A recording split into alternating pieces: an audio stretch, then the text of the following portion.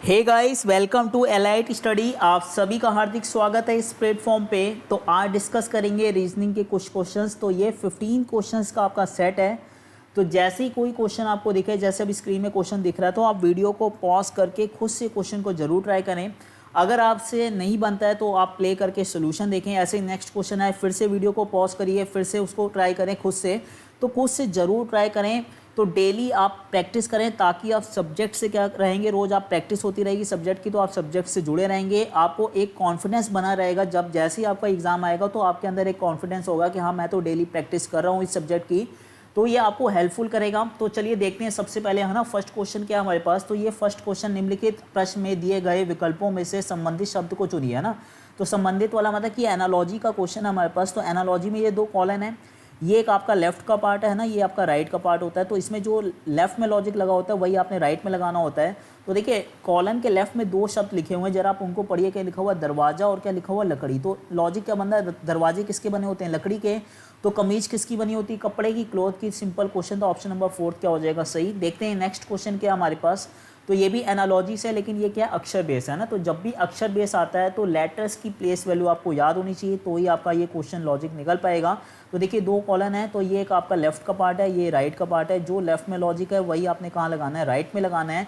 तो सबसे पहले लॉजिक देखते हैं लेफ्ट वाले पार्ट में क्या लगा हुआ है हमारे पास। तो क्या लिखा हुआ है? ब्लिंक। सबसे पहले इसकी प्लेस वैल्यू लिख लेते हैं। बी की 2 है, एल की आपकी 12 होती है, आई की 9 होती है, एन की 14 होती है, के की कितनी होती है? 11। जितनी स्पीड में मैं लिख रहा हूँ या, है ना, आप मैं बोल पा रहा हूँ, उतनी स्पीड में टिप्स पे आपको याद होनी चाहिए, तो ही आप, है ना, स्पीड आप पकड़ पाएंगे इस चैप्टर में। तो देखिए, आई की प्लेस वैल्यू कितनी होती है? 9, जी की कितनी होती है? 7, पी की होती है 16, आई की 9, आर की कितनी होती है? 18। अब अगर हम लॉजिक देखें तो अगर हम पैटर्न आमने सामने का लगाते हैं, अगर हम कंपैरिजन आमने सामने करें, तो अगर 2 को 9 बनाना है तो आगे जाना पड़ेगा, तो प्लस करना पड़ेगा, और कितना करना पड़ेगा? 7। 2 और 7 मिलके कितने हो जाएंगे? 9।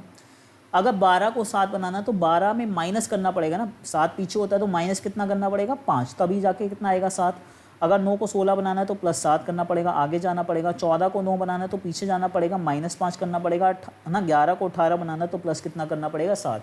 तो अब ये जो नंबर्स लिख रहे हैं तो 7 5 7 5 अल्टरनेट चल रहे हैं। एक बार +7 हो रहा है, फिर क्या हो रहा है? -5। तो यही अल्टरनेट एक एक छोड़ के चलता जा रहा है हमारे पास। तो देखिए, अब आपको पैटर्न और लॉजिक पता चल गया, लेकिन लगाना किस में हमने? PINCH में, है ना, इसमें लगाना है हमारे पास। तो पी की कितनी होती है? 16। 16 में सबसे पहले कितना करना है? 7 ऐड करना है। 16 और 7 मिलके कितने हो जाएंगे? 23। 23 का मतलब आंसर स्टार्ट किससे होगा? W से। तो देखिए, सेकंड ऑप्शन और थर्ड गलत हो जाएगा, या तो आंसर फर्स्ट सही होगा या तो आपका फोर्थ सही होगा। इन्हीं को कंपेरिजन करिए। यहाँ पे डी लिखा हुआ है, यहाँ पे सी, इसी से क्लियर हो जाना है। यहाँ पे जो लेटर आएगा सेकंड प्लेस पे, इसी से आंसर हमारा कंफर्म हो जाएगा। तो आई की प्लेस वैल्यू होती है 9। अब 9 में कितना करना? +7 नहीं करना, -5 करना है। 9 में 5 जाएगा 4, 4 का मतलब क्या होता है? डी। तो इसका मतलब WD वाला ऑप्शन नंबर फर्स्ट क्या हो जाएगा सही। देखते हैं नेक्स्ट क्वेश्चन हमारे पास। तो ये भी एनालॉजी से, लेकिन ये क्या? संख्या बेस है। तो ये दो कॉलन है, तो 4 का लिखा हुआ है 64, तो 6 का बताना। तो क्लियर है, 4 का 64 का मतलब 4 का क्यूब ही कितना होता है हमारे पास? 64 होता है। तो 6 का क्यूब कितना होता है? 216। तो आंसर ऑप्शन नंबर थर्ड क्या हो जाएगा सही। देखते हैं नेक्स्ट क्वेश्चन हमारे पास कह रहा है, निम्नलिखित प्रश्न में दिए गए विकल्पों में से विषम शब्द को चुनिए। विषम का मतलब ऑड वन आउट वाला क्वेश्चन है, और ये शब्द बेस है। तो ऑड वन आउट का मतलब क्या है? 4 शब्द लिखे हुए हैं, इनमें से एक यूनिक होगा, वो आपको देखना होगा। तो पहले देखिए क्या लिखा हुआ है? कार, साइकिल, ट्रक, और क्या लिखा हुआ है? रोड। तो ये जो स्टार्टिंग के 3 है ना, कार, साइकिल और ट्रक, किस में चलती हैं? रोड में, है ना। तो ये रोड के ऊपर चलती हैं, तो इसका मतलब ये फोर्थ ऑप्शन ही क्या हो जाएगा? Odd one out. देखते हैं नेक्स्ट क्वेश्चन हमारे पास। तो ये भी आपका, है ना, ऑड वन आउट है, लेकिन अब की बार क्या? अक्षर बेस है। तो जब भी अक्षर बेस आता है तो प्लेस वैल्यू आपको पता होनी चाहिए। जरा फर्स्ट का लॉजिक देखते हैं। एफ की कितनी लिखी हुई है हमारे पास? 6, के की कितनी लिखी हुई? 11, क्यू की कितनी लिखी हुई? 17, और एक्स की कितनी लिखी हुई? 24, है ना। तो जरा इसके बीच में लॉजिक देखें। अगर 6 को 11 बनाना है तो प्लस कितना करना? आपने 5 करना है। 11 को 17 बनाना है तो प्लस कितना करना? आपने 6 करना है। और 17 को 24 बनाना है तो हमने प्लस कितना करना है? यहाँ पे 7 करना है। तो लॉजिक कितने का निकल आ रहा है? +5 +6 +7 का। सेकंड में देखते हैं क्या लॉजिक निकलता है। सी की कितनी आपकी? 3 है, एच की 8 है, एन की 14, और यू की कितनी आपकी? 21 है ना। तो इसमें लॉजिक देखते हैं। 3 को 8 बनाना है तो +5 करना है, 8 को 14 बनाना है तो +6 करना है, और 14 को 21 बनाना है तो +7 करना। अगर फर्स्ट और सेकंड ऑप्शन के लॉजिक को कंपेरिजन करें तो क्या सेम है।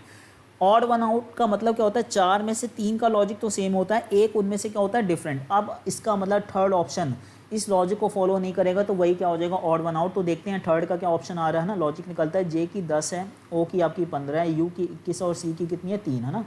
तो अब देखिए, अगर 10 को 15 बनाना है तो +5 करना है, 15 को अगर 21 बनाना है तो प्लस कितना करना है? 6 करना है, अब 21 का लिखा हुआ 3, तो आप सोच रहे होंगे माइनस, ऐसा नहीं करना। देखिए 26 के बाद 26 की प्लेस पे क्या होता है जेड, 26 के बाद अगर 27 दिखता है तो फिर से ABCD क्या हो जाती है, स्टार्ट हो जाती है हमारे पास, है ना। 28 का मतलब क्या हो जाता है हमारे पास, B हो जाता है ना।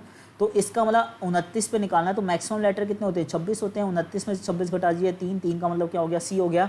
तो इसका मतलब यहाँ पे 3 लिखा हुआ है ना, 3 का मतलब वो क्या कह रहा है, 29 कह रहा है। अब अगर 21 को अगर आपने 29 बनाना है तो प्लस कितना करना पड़ेगा, 8 करना पड़ेगा, लेकिन लॉजिक के अकॉर्डिंग तो +7 होना चाहिए था, ये फॉलो नहीं कर रहा है, तो ऑप्शन नंबर 3 ही क्या आपका ऑड वन आउट है। देखते हैं नेक्स्ट क्वेश्चन क्या है हमारे पास। तो ये भी ऑड वन आउट का है, लेकिन ये क्या आपका संख्या वाला है। तो देखिए यहाँ पे लिखा हुआ 5, 3, 4 है ना, 2, इसको लिखा हुआ 16। तो ज़रा सबसे पहले इन्हीं नंबर्स को ऐड करके देखते हैं, लेफ्ट वाले को। 5 + 3 + 4 + 2, देखते हैं कितना आता है निकल के। तो 5 और 3 8, 8 4 कितना हो गया 12, 12 और 2 कितना हो जाएगा हमारे पास 14, लेकिन हमें तो चाहिए था 16, तो एक्स्ट्रा कितना ऐड हो रहा है 2। तो लॉजिक क्या बना, जो लेफ्ट में नंबर्स है पहले हमको ऐड करा, लेकिन उसमें एक्स्ट्रा और कितना ऐड कर दिया 2। तो फर्स्ट का लॉजिक तो ये निकला है। सेकंड में देखते हैं क्या निकल रहा है। तो 4 + 6 + 2 + 9 है ना, ये आपने करना है। तो 4 और 6 10, 10 और 2 12, 12 और 9 कितना हो गया 21। तो यहाँ पे तो कुछ ऐड करने की जरूरत ही नहीं पड़ी है, तो 21 ही लिखा हुआ है। तो अब यहाँ आ गया डिफरेंस, फर्स्ट वाले में एक्स्ट्रा 2 ऐड हो रहा है, सेकंड वाले में कुछ ऐड नहीं हो रहा है। तो थर्ड वाला ऑप्शन जिसको फॉलो करेगा, अगर थर्ड और सेकंड ऑप्शन का लॉजिक सेम हो जाएगा तो फर्स्ट को हम बोलेंगे ऑड वन।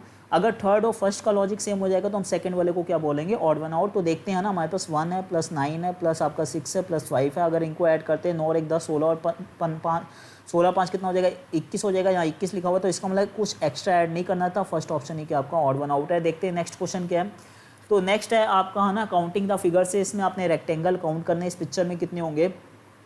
तो देखिए इसमें 2 पार्ट हैं, एक टॉप पार्ट है, एक आपका, है ना, लोअर वाला हमारे पास। तो टॉप वाले में देखिए पहले हमारे पास ये एक है, ये दूसरा है। अगर इनको भी मिला देंगे, ये वाला है ना, एक क्या बन जाएगा, ये और बन जाएगा। तो ऊपर से कितने आ रहे हैं 3। अगर हम नीचे देखें 1 2 और 3, 3 तो छोटे दिख रहे हैं, एक ये दिख रहा है आपको, दूसरा ये दिख रहा है, तीसरा दिख रहा है, ठीक है। 3 तो आपको छोटे दिख रहे हैं। अब जरा 1 और 2 को अगर हम मिला देंगे तो यहाँ से 1 बन जाएगा हमारे पास। तो ये किससे निकला है, 1 और 2 को मिलाने से। अगर आप 2 और 3 को मिला देंगे तो ये भी बन जाएगा एक और। तो ये 2 और 3 को मिलाने से बन गया हमारे पास, ठीक है। तो पहले हमने 1 और 2 को मिलाया तब बन गया हमारे पास, फिर हमने 2 और 3 को मिलाया। अब इस पूरे को अगर मिला देंगे 1 2 3 को, तो भी एक बन जाएगा हमारे पास। तो ये बन जाएगा किससे, 1 2 और 3 को मिलाने पे। तो अब ये नीचे से अलग काउंट कर ली, ऊपर से अगर इन पूरे को देखें तो ये पूरा भी तो दिख रहा है ना, ABCD है ना। तो एक और एक्स्ट्रा मिल रहा है, यहाँ पे लिख देता हूँ मैं, ठीक है। ये कौन सा आ रहा है हमारे पास, ABCD वाला, है ना। तो टोटल कितने हो गए, 3 4 5 6 7 8 9 10। तो इसका आंसर क्या आ जाएगा, ऑप्शन नंबर 4। देखते हैं नेक्स्ट क्वेश्चन क्या हमारे पास। तो ये डाइस का क्वेश्चन है, ओपन डाइस का क्वेश्चन है। तो अगर आपको ये विजिबल ना हो तो मैं बता देता हूँ, यहाँ पे Z लिखा हुआ है, यहाँ पे N लिखा हुआ है, यहाँ पे T लिखा हुआ है, बाकी SRK तो दिख रहा है। तो हमें बताना है Z के अपोजिट क्या होगा। तो है ना, ओपन डाइस में कैसे सरफेस निकालते हैं। तो जैसे N के अपोजिट निकालना है, तो वर्टिकल तो है नहीं, कैसे जा रहे हैं, हॉरिजॉन्टल। तो एक बॉक्स स्किप करके ना, तो T को छोड़ के क्या दिख रहा है, S। तो N का अपोजिट क्या हो जाएगा आपका, S हो जाएगा। ऐसे T का देखिए ऊपर एक तो दिख रहा है, लेकिन एक बॉक्स स्किप करके और नहीं दिख रहा है ना। तो हॉरिजॉन्टल चलिए, तो S छोड़ के क्या दिख रहा है, R। तो T का अपोजिट क्या हो जाएगा, R हो जाएगा। बाकी Z का अपोजिट बचा ही क्या हमारे पास, K। तो आंसर क्या हो जाएगा, Z का बताना था, तो आंसर क्या हो जाएगा, K। ऑप्शन नंबर 3 क्या हो जाएगा, सही। देखते हैं नेक्स्ट क्वेश्चन क्या हमारे पास। तो ये हमारे, है ना, वाटर इमेज का क्वेश्चन है। तो देखिए वाटर इमेज हो या मिरर इमेज हो, दोनों का कॉन्सेप्ट सेम होता है। जो चीज़ इमेज के पास बनी है उसको इमेज के पास बनाइए, जो चीज़ दूर बनी है उसको क्या बनाइए, दूर, है ना। तो सबसे पहले देखिए हमारे पास यहाँ पे एक बॉक्स तो आएगा ही आएगा, वो तो ऑब्वियस सी बात है, बॉक्स तो सब में ही है। सबसे पहले है T, है ना। अगर T की वाटर में बनाते हैं तो देखिए पहले यहाँ पे लाइन है और ये लाइन दूर है, तो ये क्या रहेगी, दूर, है ना। तो हमारा आंसर स्टार्ट होगा इस तरह से। तो ये देखिए 1 से हो रहा है, बिल्कुल गलत हो गया हमारे पास। तो पहला वाला बिल्कुल रॉन्ग है। ये वाला इसी T से स्टार्ट हो रहा है हमारे पास, ये भी इससे हो रहा है, ये भी। तो अब इन तीनों को देखिए, R से फ़र्क आ रहा है। अगर R की आप बनाते हैं तो R की कैसे बनेगी आपकी, इस तरह से बनेगी। क्योंकि देखिए मिरर से पहले, है ना, ऐसे ये गैप है तो यहाँ पे गैप होना चाहिए, और ये सर्कल दूर है तो दूर होना चाहिए। तो इस तरह का R किस में दिख रहा है, ये वाला नहीं दिख रहा है, ये गलत हो जाएगा। या तो आंसर सेकंड से थर्ड होगा या तो फोर्थ से ही होगा, है ना। अब यहाँ I सेम है, U भी सेम है, M भी सेम है, P में फ़र्क आ गया ना। तो अगर आप P की बनाते हैं तो P में सर्कल ऊपर है तो सर्कल कहाँ चला जाएगा, नीचे। तो P की प्लेस वैल्यू भी ऐसे रखते हैं ना, P की, है ना, वाटर में से 6 की कितनी हो जाती है, P की प्लेस वैल्यू 16 हो जाती है। तो इसका मतलब P का क्या हो जाएगा, उल्टा वाला P। थर्ड ऑप्शन क्या हो जाएगा, सही। फोर्थ वाला क्या हो जाएगा, रॉन्ग। तो ऑप्शन नंबर 3 इसका क्या है, सही आंसर है। देखते हैं नेक्स्ट क्वेश्चन क्या हमारे पास। तो ये वेन डायग्राम से है। तो वेन डायग्राम में ये 3 वर्ड्स लिखे हुए हैं, कह रहा है तो एकदम परफेक्ट डायग्राम कौन सा है जो इन वर्ड्स को रिप्रेजेंट करेगा।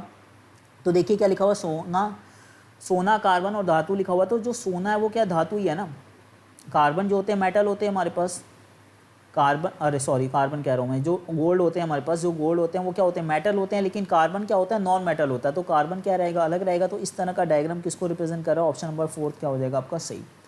ठीक है, सोना सारा क्या होता है, धातु होता है, लेकिन कार्बन क्या होता है, धातु नहीं होता, वो अलग रहेगा, उसको टच नहीं करेगा। अगला ये पिक्चर वाइज क्वेश्चन आपको तो है ना, यहाँ 3 सर्कल दिख रहे हैं, ये सर्कल रिप्रेजेंट कर रहा है इंडियन को, ये सर्कल रिप्रेजेंट कर रहा है बिजनेसमैन को, ये कर रहा है क्रिकेट का, है ना, क्रिकेट को। तो कह रहा है हमारे पास how many Indian cricket are not businessman. तो मैंने बताया जब भी पिक्चर वाइज आएगा जो चीज़ निगेटिव हो, तो निगेटिव के आपकी बिजनेसमैन, तो बिजनेसमैन में जितने नंबर्स दिख रहे हैं 19, 18, 13, 43, 37, ये सारे अब कभी भी आंसर नहीं हो सकते। निगेटिव वाले को तो पहले हटा दीजिए। अब कह रहा है ऐसे इंडियन चाहिए जो क्रिकेटर होने चाहिए। तो इंडियन और क्रिकेटर में कॉमन नंबर क्या दिख रहा है, 23। तो ऑप्शन नंबर इसका सेकंड क्या हो जाएगा सही। देखते हैं नेक्स्ट क्वेश्चन। तो ये आपका क्या है, मिसिंग नंबर का है। तो यहाँ पे मिसिंग नंबर है हमारे पास, तो यहाँ पे बताना है क्या आएगा। तो यहीं पे एक बार क्वेश्चन मार्क रख के देखिए, आपने 7, 8 और 4 की मदद से कितना बनाना है, 88 बनाना है हमारे पास। तो अगर हम 7 और 4 का मल्टीप्लाई कर दें, 7 इंटू 4 कितना हो जाएगा हमारे पास, 28 हो जाएगा। अब 8 यहाँ पे दिख रहा है, तो इससे तो कुछ बन नहीं रहा है। तो देखिए हमारे पास अगर हम 7 और 4 को ऐड कर दें, 7 और 4 कितना हो जाएगा, 11 हो जाएगा। और 8 यहाँ पे दिख रहा है, तो अब बन गया लॉजिक, 11 इंटू 8 करेंगे कितना आ जाएगा, 88। ऐसे ही सेम है, 5 और 6 को ऐड करेंगे कितना होगा, 11 होगा। 11 को 11 से मल्टीप्लाई करेंगे बीच वाले से, कितना आ जाएगा, 101, 21 आ जाएगा। तो पहले है ना लेफ्ट और राइट वाले को ऐड करना है, 9 और 3 कितना हो जाएगा, 12, और जो बीच में नंबर है उससे मल्टीप्लाई कर दिए ना, 7 दूनी 14, कितना आ जाएगा, 84। 84 किस में दिख रहा है, ऑप्शन नंबर फर्स्ट क्या हो जाएगा आपका सही। देखते हैं नेक्स्ट क्वेश्चन क्या है हमारे पास। तो ये ब्लड रिलेशन से क्वेश्चन हमारे पास। तो देखिए सबसे पहले कह रहा है जे पी का क्या है, पुत्र है ना। तो पुत्र कहाँ रहता है, नीचे रहेगा, पुत्र है तो इसके ऊपर क्या लगा देते हैं, प्लस। फिर क्या कह रहा है, पी जो है क्यू की बहन है। तो बहन भाई उसी जनरेशन में रहते हैं, तो पी क्या है, बहन है ना, माइनस आ जाएगा क्यू की। फिर कह रहा है क्यू जो है एम का पुत्र है ना। तो क्यू पुत्र है तो प्लस रहेगा, पुत्र है तो नीचे रहेगा, किससे रहेगा, एम से। तो ये डायग्राम बन गया हमारे पास। क्वेश्चन कह रहा है एम पी से किस प्रकार संबंधित है। तो एम का रिलेशन देखिए, अब इसमें कंफ्यूजन होती है, तो हमेशा डायरेक्शन में भी होती है ब्लड रिलेशन में, तो हमेशा पीछे वाले पर्सन पे खड़े हो जाइए। आप पी पे खड़े हो जाइए, एम पे जाना है। तो पी को इमेजिन करिए आप ही हैं, तो आप पहले पी से क्यू जाएंगे, क्यू से एम जाएंगे। तो आप पहले क्यू जा रहे हैं, तो आप अपनी जनरेशन में जा रहे हैं। आपका क्या लग रहा है, भाई। अब भाई से एक जनरेशन ऊपर जा रहे हैं, लेकिन इस पर जेंडर नहीं है। अगर प्लस लगा होता है तो ये क्या बन जाता है, भाई के फादर। तो ये आपके भी क्या लगते हैं, फादर लगते हैं। अगर माइनस होता है तो भाई की मदर हो जाती, तो आपकी भी क्या हो जाती है, मदर हो जाती। तो आंसर फादर भी हो सकता है, मदर भी हो सकता है। ऑप्शन नंबर 4 क्या हो जाएगा इसका सही। देखते हैं नेक्स्ट क्वेश्चन, ये आपका सिलॉक्स का। तो सबसे पहले डायग्राम बना लेते हैं। कह रहा है सम पी आर आर, फिर उसके बाद क्या कह रहा है हमारे पास, ऑल आर आर बी है ना। सारा आर किसके अंदर है, आपका बी के अंदर है। सबसे पहले फर्स्ट निष्कर्ष आपको चेक करने को क्या कह रहा है, ऑल बी आर पी है ना। तो देखिए निष्कर्ष आपसे डेफिनेट पूछ रहा है। डेफिनेट चेक करने का तरीका क्या होता है, जो चीज़ पूछ रहा है, क्या पूछ रहा है, सारा बी किसके अंदर होना चाहिए, आपका पी के अंदर। अगर ये जो पूछ रहा वो चीज़ आपको डायग्राम में दिखेगी तो सही करना, अदरवाइज गलत कर देना। रिलेशन किसके बीच में निकालना हमने, बी और पी के बीच में। तो पी ये है, बी है, इनके बीच में तो सम दिख रहा है। हमें क्या चाहिए था, सारा बी पी के अंदर दिखना चाहिए, जो कि नहीं दिख रहा तो क्या हो जाएगा, गलत। सेकंड क्या कह रहा है, सम आर आर बी है ना। तो आर और बी के बीच में देखिए सम दिख रहा है, तो आर और बी के बीच में तो आपको क्या दिख रहा है, ऑल। तो एक रूल क्या होता है, अगर ऑल होता है तो सम क्या होता है हमारे पास, सही होता है। सम क्या होता है, सही। अगर लिखा हुआ है ऑल ए आर बी है ना, अब अगर इस डायग्राम से पूछता है, अगर निष्कर्ष पूछता है सम ए आर बी, तो वो भी सही होगा। अगर आपसे इससे पूछेगा सम बी आर ए, तो वो भी आपका क्या होगा, सही होगा। तो ए से बी जाओ या बी से ए जाओ है ना, जब भी हायरार्की बनी हो, सर्कल के अंदर सर्कल आए, ऑल होता है तो सम क्या होता है, सही होता है। तो वही बात है, आर से बी जाओ या बी से आर जाओ, सम वाला क्या होगा, सही होगा। तो वैसे भी कर सकते हो, नहीं तो अगर रूल नहीं पता तो देखिए क्या कह रहा है, सम आर आर बी। तो जब पूरा ही आर बी के अंदर दिख रहा है, जब पूरा ही आर बी को टच कर रहा है, तो ऑब्वियस ही बात है कुछ पार्ट तो उसका टच कर ही रहा होगा। तो ये चीज़ डेफिनेट दिख रही है, तो सेकंड क्या हो जाएगा, सही। थर्ड क्या कह रहा है, ऑल आर आर पी है ना, सारा आर किसके अंदर होना चाहिए, पी के अंदर होना चाहिए। तो आर और पी को देखिए, तो आर और पी के बीच में तो सम दिख रहा है, हमें चाहिए था ऑल नहीं दिख रहा, गलत। आंसर क्या आएगा, ओनली सेकंड सही है। तो ऑप्शन नंबर क्या हो जाएगा, 2 वाला क्या हो जाएगा, सही। देखते हैं नेक्स्ट क्वेश्चन क्या है हमारे पास। तो ये आपका है ना कोडिंग डिकोडिंग से क्वेश्चन हमारे पास। तो कह रहा है ना, इसको कोड करा हुआ है इसमें, इसको कोड करा हुआ है इसमें, तो इसको किस में करेंगे ये बताना आपने। तो पहले देखिए ना, जब भी इस तरह का आता है तो पहले एफ है, एल है, ओ है, सी है, के है ना। तो इसकी प्लेस वैल्यू को पहले यूज़ करिए। एफ की 6 होती है, एल की 12, ओ की 15, सी की 3 और के की कितनी होती है आपकी 11। जरा इनको ऐड करते हैं, देखते हैं कितना आता है। तो 6 और 2 8, 8 और 5 13, 13 और 3 16, 16 और एक कितने हो गए आपके 17 का एक हासिल जाएगा, 1 और 1 2, 2 और 1 3, 3 और 1 कितने हो गए 4, 47 आ गया ऐड करने पे। और हमें भी कितना चाहिए था 47। तो लॉजिक क्लियर हो रहा है कि जो लेटर्स है उनको एज इट इज़ ऐड करना है। तो बस आर यू एस टी की प्लेस वैल्यू को आप एज इट इज़ ऐड कर लीजिए। आर की 18 होती है, यू की 21 होती है, एस की 19 होती है और टी की कितनी होती है आपकी 20 है ना। अगर इनको ऐड करते हैं, पहले इसको एक दे दिए, कितना हो जाएगा इसके पास 20 हो जाएगा, 20 और 20 कितने हो गए 40, 40 और यहाँ पे एक दे दिया था 20 रह गए थे 60 हो गया, 60 और 18 कितना हो जाएगा 78। ऑप्शन नंबर कहाँ दिख रहा है, फोर्थ क्या हो जाएगा आपका सही। आई होप आपको ये सेशन अच्छा लगा होगा। अगर अच्छा लग रहा है तो ज़्यादा से ज़्यादा लाइक करें, कमेंट करें और शेयर ज़रूर करें। Thank you so much.